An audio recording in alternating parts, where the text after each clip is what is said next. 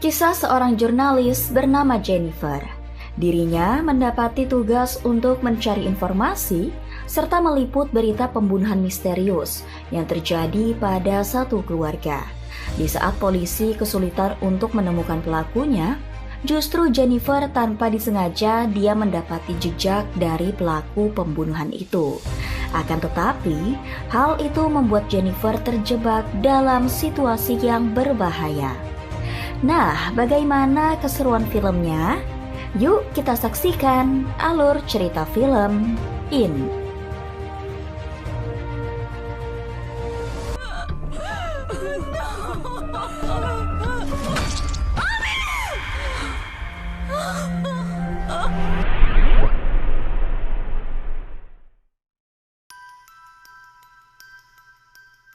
Film dimulai ketika kita melihat ada satu keluarga yang baru pulang dari liburan.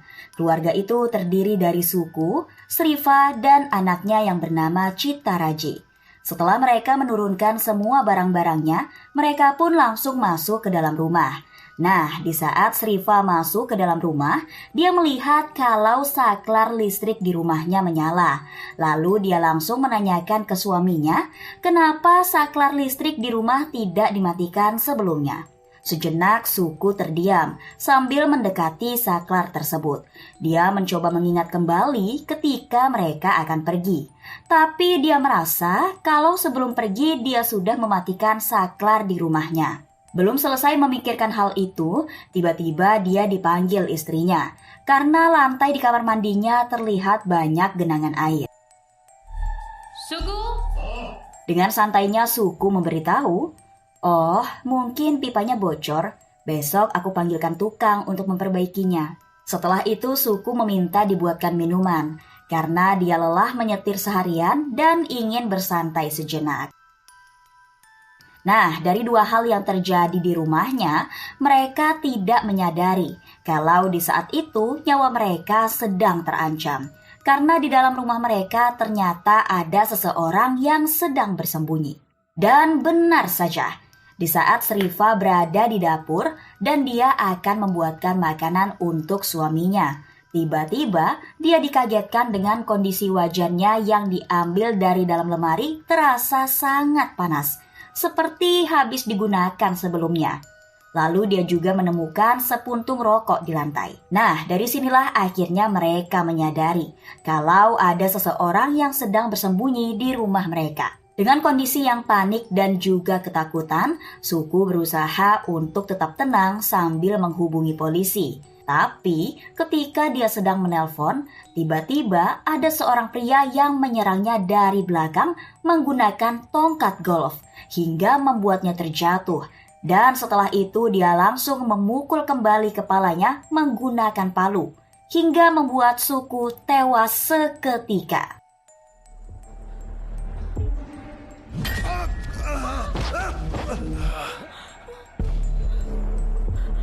Dengan tubuh yang gemetar dan ketakutan karena melihat suaminya dibunuh, Sriva mencoba untuk melarikan diri dari sana. Tapi sayangnya dia berhasil ditangkap. Kemudian kepala Sriva langsung dipukul menggunakan palu hingga membuatnya tewas seketika. Kekejaman pria itu tak sampai di situ saja. Dia pun juga langsung membunuh anak mereka. Dari peristiwa yang mengerikan itu, entah apa motifnya dia membunuh satu keluarga dalam satu waktu. Tapi sepertinya pria itu seorang psikopat yang membunuh para korban dengan sangat sadis. Setelah dia menghabisi semuanya, pria itu langsung membersihkan bekas darah yang ada di lantai. Kemudian dia juga membersihkan bekas darah yang ada di palu yang dia gunakan untuk membunuh mereka. 1 minggu kemudian, pembunuhan yang menewaskan satu keluarga itu membuat geger warga sekitar setelah mayat mereka ditemukan oleh salah satu ART yang bekerja di sana. Kondisi mayatnya pun sudah mulai membusuk karena mayat mereka baru ditemukan setelah 1 minggu dari kejadian. Kemudian pihak kepolisian langsung datang ke lokasi untuk menyelidiki kasus tersebut setelah mendapati laporan dari warga. Dari kasus pembunuhan itu tentu saja membuat seluruh media setempat ingin meliputnya. Dan salah satu media di sana menugaskan jurnalisnya yang bernama Jenny untuk datang ke lokasi pembunuhan itu agar dia bisa mendapatkan informasi serta konten berita untuk dapat disiarkan di media tempat dia bekerja. Scene berganti. Di pagi itu ketika Jenny akan pergi bekerja, dia membangunkan neneknya yang bernama Grace. Setiap harinya selama Jenny bekerja, neneknya suka sekali menonton film hingga larut malam. Tapi neneknya tidak nonton sendirian. Dia ditemani oleh tetangganya yang bernama Ami. Memang Ami setiap hari selalu main ke rumahnya Jenny untuk menemani neneknya selagi dia bekerja. Ami juga sudah dianggap seperti adiknya sendiri. Oleh karena itulah dia bebas datang ke rumah Jenny untuk menonton film bersama neneknya. Tak berapa lama Jenny langsung pergi ke lokasi pembunuhan itu. Di sisi lain, pihak kepolisian mulai menyelidiki kasus tersebut. Terlihat di sana ada seorang polisi yang bernama Ayapan. Dia ditugaskan untuk menangani kasus pembunuhan itu dengan dibantu asistennya yang bernama Aman. Dari hasil penyelidikan ditemukan beberapa petunjuk dari jejak si pelaku serta alat yang digunakan untuk membunuh korbannya. Akan tetapi ada hal yang menarik di sini, yang dimana si pelaku tidak membersihkan jejak kakinya sendiri. Dan juga masih ada noda darah yang masih berceceran di lantai. Dan anehnya lagi, si pelaku justru membersihkan rumah korban, selayaknya dia membersihkan rumah seperti biasanya, bukan membersihkan jejak dirinya sendiri. Hal inilah yang membuat tim penyidik menjadi bingung dengan motif si pelaku. Di samping itu, mereka juga menemukan barang bukti berupa stick golf yang digunakan untuk memukul korbannya. Walaupun stik tersebut sudah dibersihkan, tapi masih ada bekas darah yang menempel di sana. Belum sempat Ayapan memikirkan motif si pelaku membunuh para korbannya, seketika dia ditelepon atasannya untuk segera menyelesaikan kasus tersebut dan langsung menangkap pelakunya. Karena jadwal pemilu akan berlangsung dalam waktu dekat dan pastinya kasus tersebut akan mengganggu proses berjalannya pemilu nanti. Lalu atasannya juga menegaskan kalau ternyata kasus pembunuhan yang serupa pernah terjadi dalam beberapa minggu sebelumnya. Tapi hingga saat ini pelakunya belum juga ditemukan. Hal inilah yang membuat Ayapan ditekan oleh atasannya untuk segera menangkap pelakunya agar tidak terjadi pembunuhan kembali. Tak berapa lama Jenny tiba di lokasi. Dia langsung mencoba masuk ke dalam rumah korban untuk mendapatkan informasi. Tapi sayangnya, dia dilarang masuk oleh petugas yang sedang berjaga karena pihak kepolisian masih sedang tahap penyelidikan. Setelah itu Jenny mencari ART yang bekerja di keluarga korban untuk meminta keterangan ketika mayat mereka ditemukan. Setelah mendapatkan keterangan, kemudian Jenny langsung bergabung dengan awak media lainnya ketika pihak kepolisian keluar dari rumah korban untuk meminta informasi terkait pembunuhan itu. Ketika Jenny mendapatkan kesempatan untuk bertanya, dia langsung menanyakan ke Ayapan, apakah pembunuhan ini berhubungan dengan kasus pembunuhan yang sebelumnya, yang dimana di kasus sebelumnya, korban yang dibunuh juga sama, satu keluarga. Ayapan yang belum mendapatkan petunjuk dari kasus yang dihadapinya, dia tidak menjawab pertanyaan itu. Dia hanya memberikan keterangan kalau saat ini masih di tahap penyelidikan. Setelah itu dia pergi dari sana. Sedangkan Jenny, dia terus mencari informasi ke warga sekitar untuk mendapatkan keterangan dari pembunuhan itu. Di keesokan harinya, Jenny dan temannya pergi menemui salah satu polisi yang selalu membantunya untuk mendapatkan informasi di setiap TKP kejadian pembunuhan. Tentunya untuk mendapatkan informasi itu, Jenny harus membayarnya. Nah, di saat itu tanpa disengaja, mereka melihat seseorang yang sedang berada di mobil sambil berbicara dengan seseorang tak jauh dari lokasi tersebut. Tak berapa lama salah satu petugas kepolisian yang bernama Rajiv yang menghampiri Jenny, kemudian dia memberitahu ke Jenny kalau dia mempunyai beberapa foto dari korban pembunuhan sebelumnya. Dan dia juga menjelaskan kondisi mayat korban yang begitu mengenaskan, yang dimana bagian kepala korban terdapat luka menganga dan juga ada bagian yang hancur akibat benturan benda tumpul. Setelah dia mendapatkan informasi tersebut, lalu Jenny kembali pulang bersama temannya. Scene berganti. Ketika Jenny sudah di rumah, dia langsung mempelajari kasus pembunuhan yang sebelumnya, yang dimana di tanggal 25 November terjadi pembunuhan dengan informasi korbannya sebagai berikut. John Luke dan istrinya bernama Mary dan juga putri kecilnya yang bernama Stevie, mereka tewas dengan kondisi yang mengenaskan. Bagian belakang kepala mereka hancur akibat benturan benda keras. Kasus pembunuhan itu ternyata sama dengan kasus pembunuhan yang menewaskan Suku, Shriva, dan putrinya yang terjadi di tanggal 21 Desember. Jenny mengira kalau kemungkinan si pelakunya seorang psikopat yang memang mengincar orang-orang kaya dan membunuhnya. Tapi anehnya, di rumah para korban tidak ada barang yang hilang. Justru kondisi rumah korban bersih dan rapi, seperti tidak terjadi apa-apa. Hal inilah yang membuat Jenny tertarik untuk menyelidikinya dan ingin mengetahui motif pembunuhan yang dilakukan si pelaku. Dan juga dia mengira pasti akan ada korban pembunuhan kembali selagi si pelaku belum tertangkap. Di saat yang bersamaan, Ayapan mulai mempelajari kasus tersebut dari bukti-bukti yang sudah dia dapatkan. Tapi di sini dia mendapatkan informasi yang menarik, yang dimana setelah pelaku membunuh para korbannya, ternyata dia tetap tinggal di rumah korban sampai salah satu ART yang bekerja di sana datang ke rumah itu dan menemukan mayat majikannya. Nah, di saat itulah si pelaku baru pergi dari sana. Hal itu diketahui ketika timnya mendapatkan beberapa sampel sidik jari di toilet dan juga barang bukti lainnya. Tak berapa lama Ayapan mendapat telepon dari atasannya. Dan lagi-lagi dia didesak untuk segera menangkap pelaku pembunuhan itu sebelum para media mulai memberitakan lebih jauh tentang kasus tersebut yang nantinya akan berpengaruh penilaian masyarakat terhadap pihak kepolisian terkait kredibilitas dan juga citra kepolisian terhadap masyarakat. Tapi tanpa mereka sadari kalau di saat itu Jenny sedang mempelajari dan menyelidiki kasus tersebut. Di malam harinya ada seorang pria yang sedang mengintai rumah orang kaya.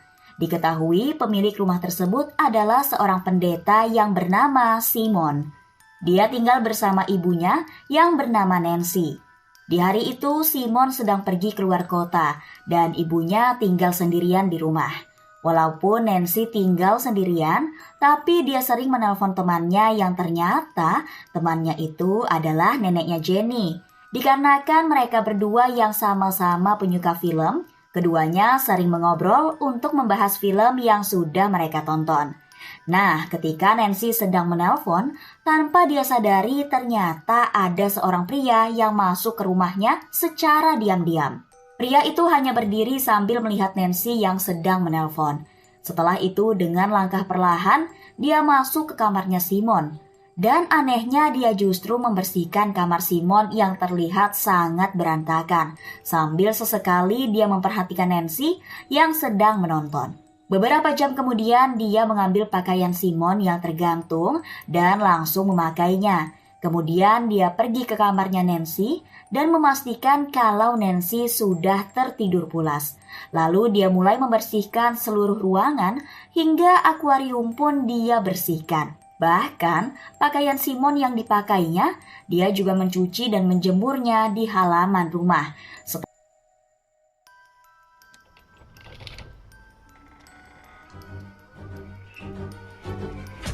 Dari apa yang dilakukan itu, entah apa tujuannya, hingga dia membersihkan rumahnya Simon.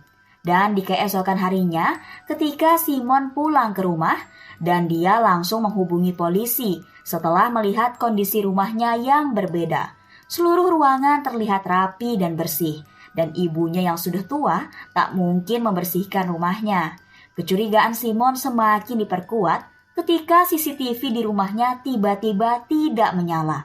Hal inilah yang akhirnya Simon menghubungi polisi. Dan di saat itu, Ayapan yang mendapati laporan tersebut, dia langsung ke rumah Simon untuk memeriksanya.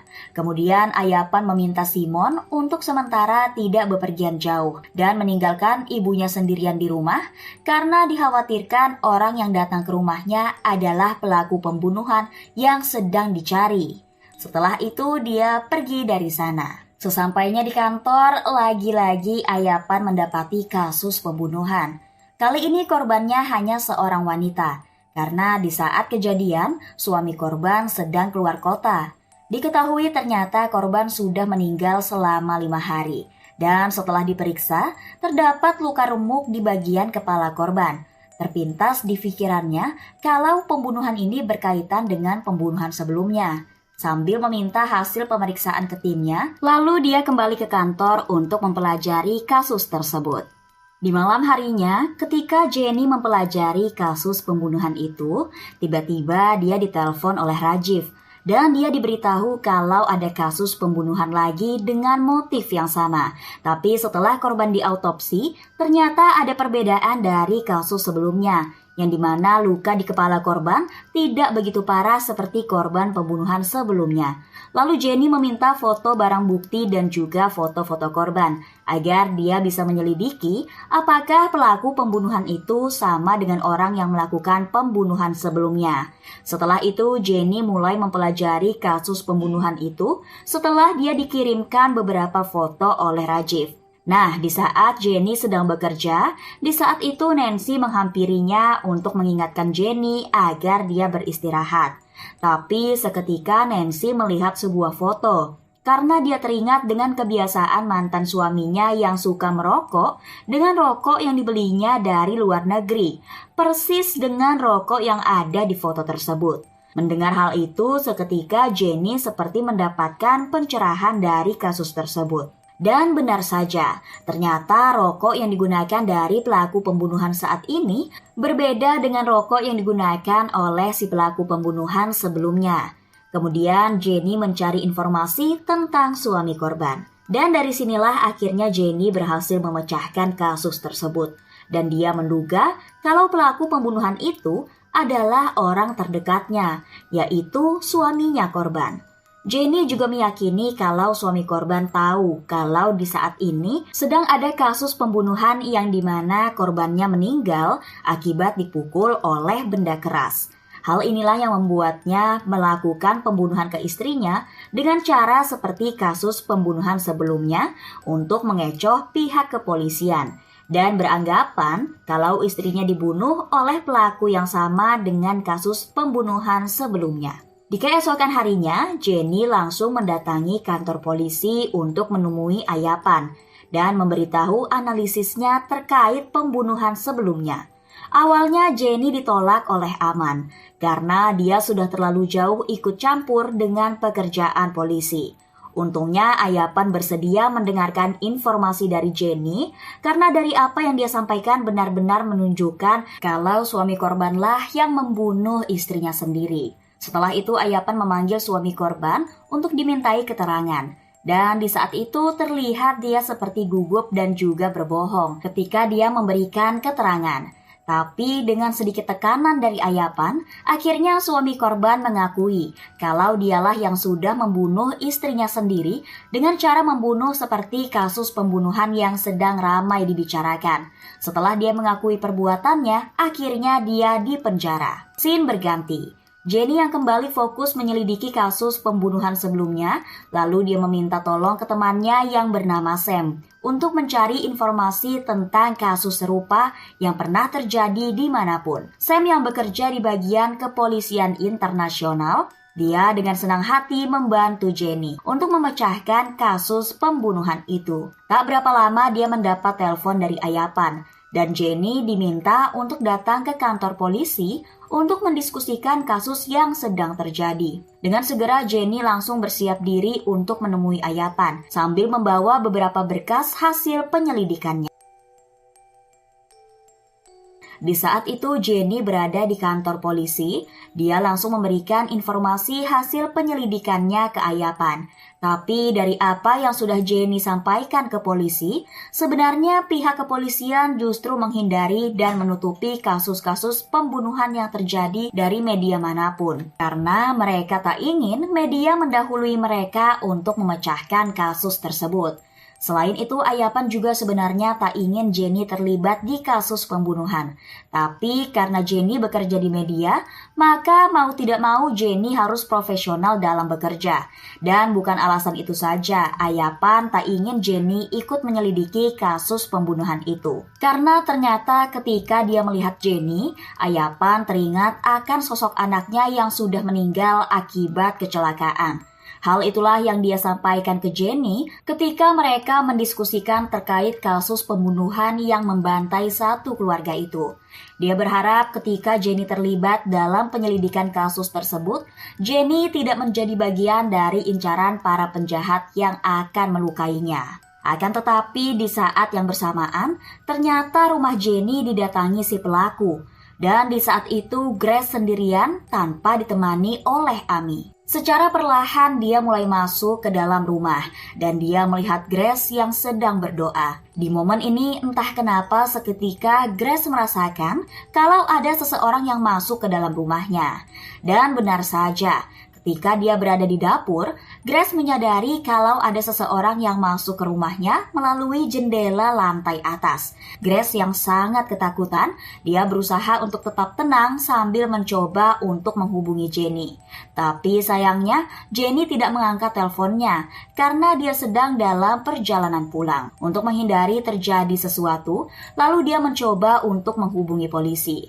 Akan tetapi si pelaku sudah berada di belakangnya dan dia sudah bersiap untuk memukulnya. Grace yang merasakan kalau ada seseorang di belakangnya, kemudian tanpa diduga, tiba-tiba dia berbalik sambil menusuk perutnya. Namun sayangnya setelah itu Grace tetap dibunuh dan mayatnya disembunyikan di dapur.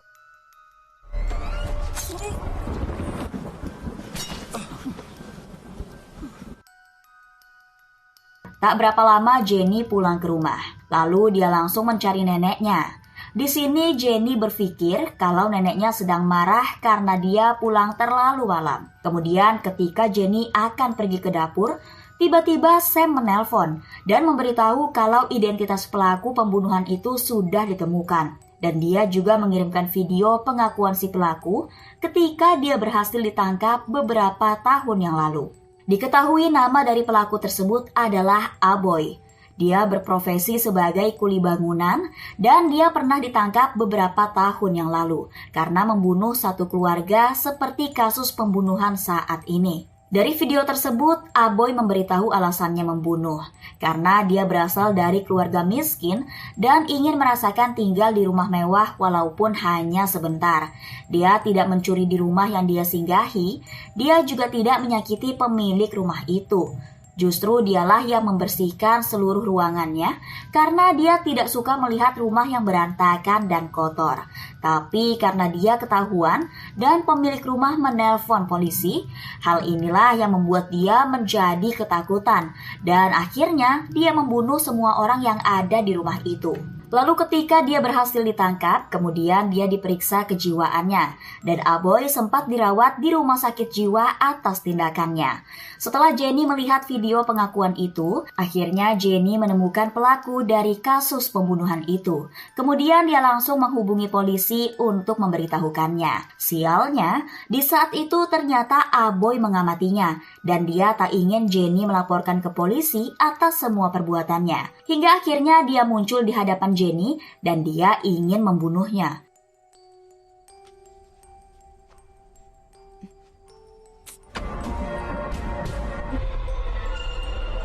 Jenny yang sangat ketakutan ketika dia melihat sosok Aboy di rumahnya, lalu dia berusaha untuk menghindarinya dan bersembunyi. Nah, di momen inilah Jenny menemukan neneknya yang sudah meninggal. Sambil menahan tangis, dia memeluk neneknya dan setelah itu dia berusaha untuk menghindari kejaran Aboy hingga dia masuk ke dalam kamar.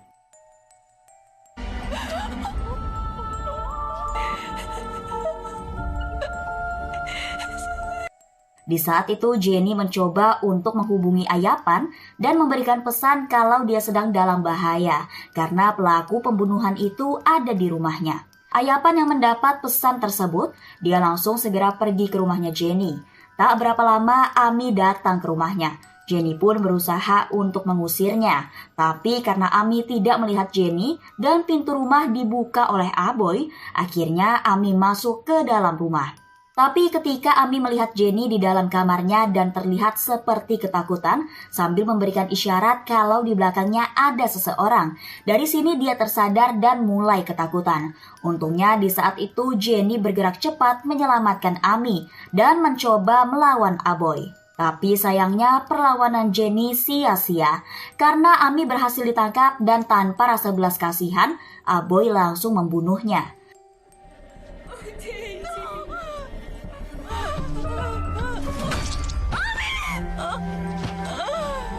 Setelah itu dia langsung kembali menyerang Jenny dan terjadilah perkelahian di antara mereka hingga akhirnya Jenny akan dibunuhnya. Untungnya hal itu bisa dicegah ketika Ayapan dan timnya datang ke rumah Jenny. Namun sayangnya Aboy berhasil melarikan diri dari sana.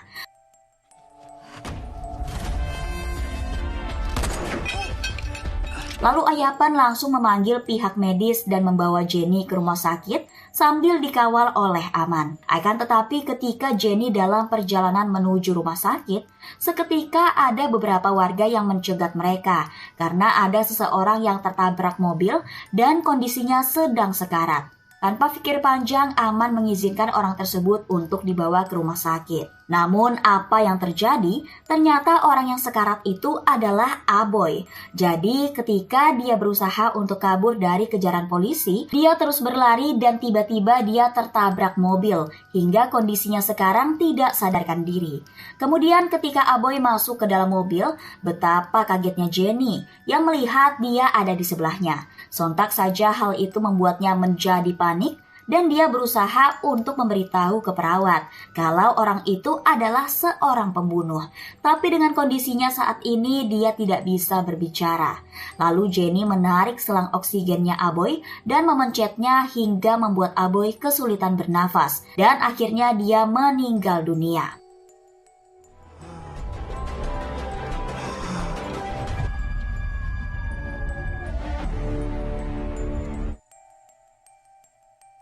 Setelah Aboy dinyatakan meninggal, Jenny kembali tenang. Tapi dia masih terus menangis karena teringat neneknya dan Ami yang sudah meninggal dibunuh oleh Aboy. Dan film pun selesai. Film thriller India terbaru ini merupakan film yang menarik untuk ditonton. Ceritanya pun menarik dan membuat tegang, yang dimana seorang jurnalis yang berusaha untuk mengungkap kasus pembunuhan, justru dia sendiri yang menjadi korbannya. Film In dibintangi oleh Depti Sati, Arya Rohit, Madhupal, dan masih banyak lagi. Nah, sampai di sini dulu ya. Sampai jumpa di video selanjutnya. See ya!